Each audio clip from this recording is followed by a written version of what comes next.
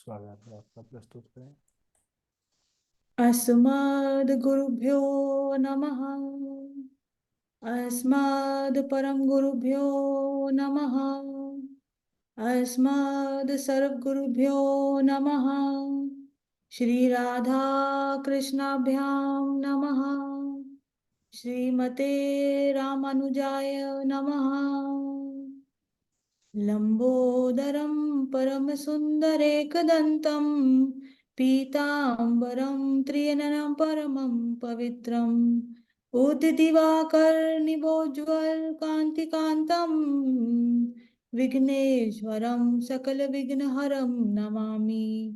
शरीरं स्वरूपं ततो कलत्रं यशश्चारुचित्रं धनं मेरुतुल्यम् मनश्चैन लग्नं श्रीगुरुरङ्घ्रिपद्मे ततः किं ततः किं ततः किं ततः किम् नारायणं नमस्कृत्य नरं चैव नरोत्तमं देवीं सरस्वतीं व्यासं ततो जयमुदीरयेत्। जयतु देवो देवकीनन्दनोऽयं जयतु कृष्णो वंशीवंशप्रदीपः जयतु मेघश्यामलः कोमलाङ्गः जयतु पृथ्वीभारनाशो मुकुन्दः। कृष्ण त्वदीये पदपङ्कजपञ्जरान्तम् अदेव मे विशतु मानस राजहंसा प्राणप्रयाणसमये कफवातपित्ते कण्ठवरोधन विधौ स्मरणं कुतस्ते। बर्हापीडं नटवरवपुः कर्णयोः कर्णिकारं बिभदवासाः कनककपीशं वैजयन्ती च मालाम् रन्ध्राण वेणोरधरसुधिया पूरयन् गोपवन्दे वन्दारण्यं स्वपदरमणं प्राविशाद गीतकीर्तः ध्याये नित्यं महेशं रजतगिरिनिभं चारुचन्द्रावतंसं रत्नकल्पोज्ज्वलाङ्गं परशुमृगवरावीतिहतसं प्रसन्नम् पद्मासीनं समन्तात् सुतमरगणे व्याघ्रकृतिं वसानं विश्ववाद्यं विश्वबीजं निखिलभयहरं पञ्चवक्त्रं त्रिनेत्रं रामाय रामभद्राय रामचन्द्राय वेदसे रघुनाथाय नाथाय सीतये पतये नमः। अञ्जनानन्दनं वीरं जानकीशोकनाशनं कपीशमक्षहन्तारं वन्दे लङ्काभयङ्करम् मूकं करोति वाचालं पडङ्गुं लङ्घयते गिरिं यत्कृपातमहं वन्दे परमानन्दमाधवम्। भक्त भक्ति भगवंत गुरु चतुर्नाम बपू एक इनके पद वंदन किए नासत विघ्न अनेक। बोलिए शिव महापुराण की जय।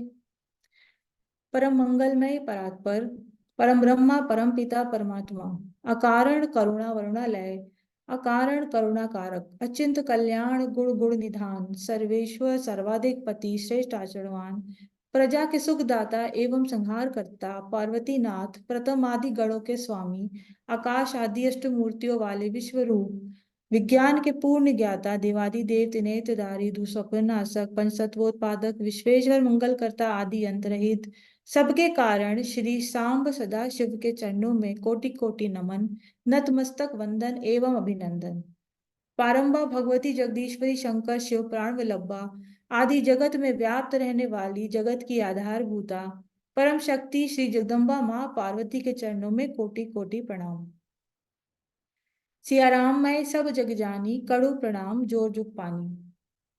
समुपस्थित भगवत भक्त शिव कथा अनुरागी सज्जनों भक्तिमय मातृशक्ति भगनी बांधवों आदरणीय गुरुजी एवं सभी उपस्थित सहपाठियों, हम सब का यह परम सौभाग्य है कि भगवान शिव की यह सुंदर कथा पर आज हम सब सम्मिलित हुए और हम सब शिव कथा मंदाकिनी पर हमें गोते लगाने का अवसर प्राप्त हुआ है।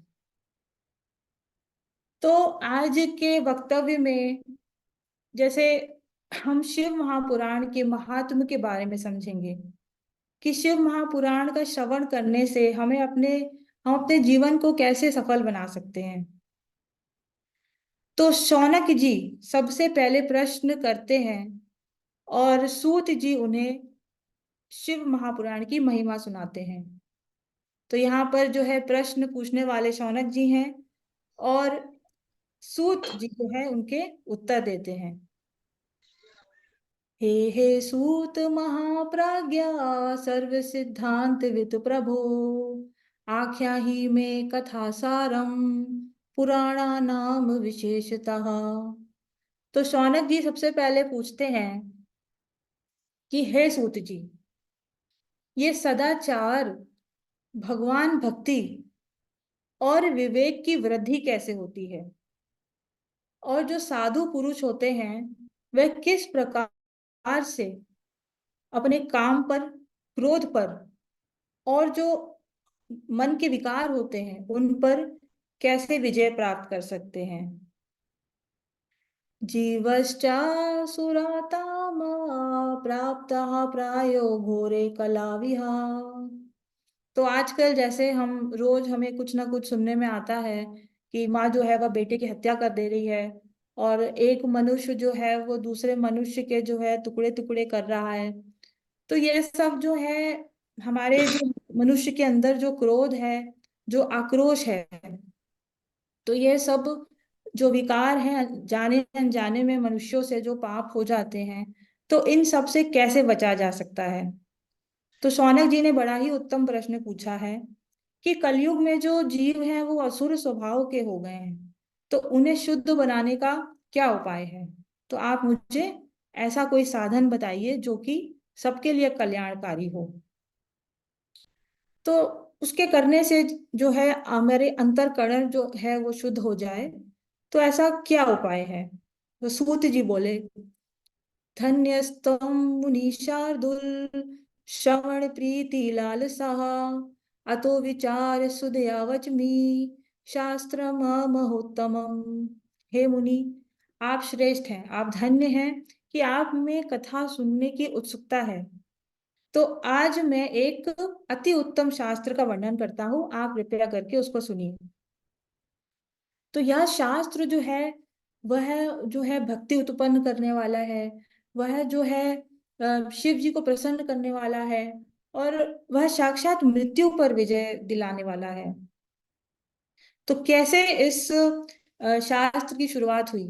तो साक्षात जो शिव जी ने है अपने श्री मुख से सनत कुमार जी को इससे कहा, इसीलिए इसका नाम है शिव महापुराण। और श्री सनत कुमार जी ने वह महर्षि वेदव्यास से इस शास्त्र का वर्णन किया, और क्योंकि यह शास्त्र बहुत ही भव्य था, तो इसीलिए व्यास जी ने सबका ध्यान में रखते हुए इसको संक्षेप में कहा। जैसे कि सूत जी ने पहले भी बताया कि केवल इस शास्त्र के पठन करने से, मनन करने से और श्रवण करने से जो कलयुग के जीव हैं उनका मन शुद्ध हो जाता है, और अंत में वे शिव के पद को प्राप्त करते हैं। और सूत जी कहते हैं कि यदि प्रतिदिन ना सुन सके तो 2 घड़ी ही बैठकर, चाहे कुछ क्षण ही सुने, लेकिन इसका श्रवण जो है वह अवश्य करें। एको जरा मरः स्याद्वै पिबन्नेवामृतं पुमान्, शंभो कथामृतं कुर्यात् कुलमेवा जरामरम। तो अमृत पान जो मनुष्य करता है, तो केवल अमृत पान करने वाला मनुष्य ही अमर होता है, किंतु जो भगवान शिव का यहाँ कथा श्रवण करता है उसका तो पूरा कुल का ही उद्धार हो जाता है। तो ऐसी है इस शिव पुराण की महिमा। तो शिव पुराण में किस तरह से ये है कि इसमें 7 संहिताएं हैं और टोटल 24,000 श्लोक हैं। कौन कौन सी संहिताएं हैं। विशेश्वर संहिता, रुद्र संहिता, शतरुद्र संहिता, कोटि रुद्र संहिता, उमा संहिता, कैलाश संहिता और वायु संहिता। तो यह सात संहिताओं वाला जो परम दिव्य महापुराण है, इसको सुनने से किसी भी मनुष्य के समस्त पाप नष्ट होते हैं। तो शौनक जी फिर बोले, सूत सूत महाभागा धन्यस्तम परमार्थवित्, कि सूत जी आप परम धन्य हैं कि आपने ऐसा वर्णन किया, और आप जो है समस्त पापों को नष्ट करने वाला और भगवान शिव को प्रसन्न करने वाला आप कथा सुना रहे हैं। तो एक और प्रश्न वह करते हैं कि इस कथा को सुनने से कलयुग में जो है वे ऐसे कौन कौन से पाप हैं जिससे मनुष्य बच सकता है, जिससे मनुष्य पवित्र हो जाता है। तो सूत जी बोले, ये मानव पाप क्रतु दुराचार रता खला कामादि निरता नित्यम तेपि शुद्ध नत येन वै। जो मनुष्य जो हैं वे दुराचारी हैं, जो पापी हैं, जो निरंतर पाप में डूबे रहते हैं, जो झूठ बोलते रहते हैं, माता पिता को कष्ट पहुंचाते हैं, दंभी पाखंडी, और जो हिंसा भी करते हैं, तो इस कथा को सुनने से ऐसे मनुष्य भी जो हैं वह शुद्ध हो जाते हैं। और फिर कहते हैं कि सूत जो जी है, कहते हैं कि अब मैं आपको एक प्राचीन कथा सुनाता हूँ, अब आप उसे ध्यान से सुनिए। तो क्या कथा है कि एक किरात नगर में एक दुराचारी और एक बड़ा ही दुर्बल सा ब्राह्मण रहता था, जिसका नाम था देवराज। और अधर्म द्वारा उसने बहुत सारा धन एकत्रित कर लिया था, और कभी भी वे उसने उस धन को किसी भी धर्म के कार्य में नहीं लगाया।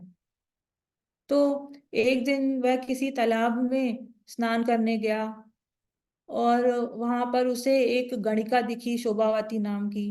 तो बड़ा ही व्याकुल हो गया वह उस गणिका को देखकर, और वह गणिका भी बड़ी प्रसन्न हो गई कि एक ब्राह्मण उसके ऊपर आसक्त हो गया है, और दोनों के बीच में बातचीत शुरू हो गई।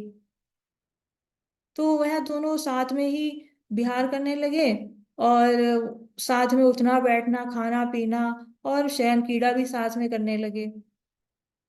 तो माता पिता और उसकी पत्नी ने बड़ा समझाया, पर वह माना नहीं। और एक दिन तो उसने हद ही कर दी। क्या किया उसने? प्रसुप्तान न्यवधि दुष्टो धनम तेषाम तथा हरत।